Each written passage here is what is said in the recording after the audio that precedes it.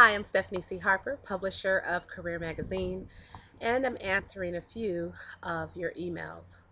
The question is, how do I say no to my boss?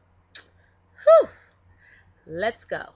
So every company has a peak season when an employee will be asked to do a little bit more than usual. That's normal, part of the process, part of that little bullet that says other duties as needed. Remember that in your job description? Well, that means that there's going to be an occasion when you have to do a little bit more than, maybe your core job functions. But there are also times when an employer can take advantage of the situation.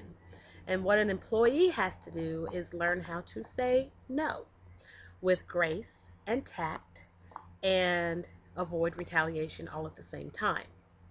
So, saying no is actually healthy and productive because if you're overworked, you can't function at your full capacity. So, here's a few ways to say no on the job. Evaluate the situation. Are you really busy? Do you truly have other commitments that will prevent you from staying over or doing a little bit extra? Or are you just being selfish? You have to always weigh the pros and cons because there's always going to be a consequence for a circumstance.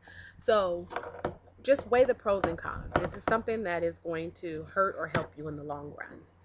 Number two, realize that your time is valuable.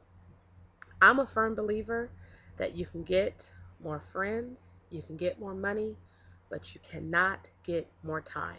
So if the employer is asking you to do something that will take up more time than you're willing to give for legitimate reasons, which you'll find out after you've done your pros and cons, then it is your right to say no.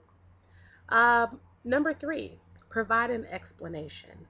When you decline, be sure that you have an honest answer as to why you can't do something, as opposed to the fact that you just don't want to. I'll give you an example. An employer is saying to you, I need you to stay over an extra hour every day this week to complete a project.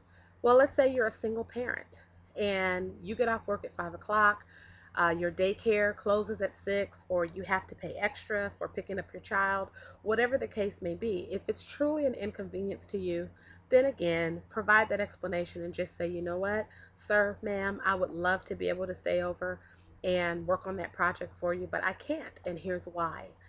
And then, of course, you can always offer another alternative. If you can't honor the request now, maybe you can honor the request later. So, you may say, you know what, I can't stay late tonight, but I'd be happy to do so tomorrow when I'm able to make plans or make other arrangements for my child care. So, by giving an alternative, you tend to soften the blow of the decline, but still in all, you are able to say no.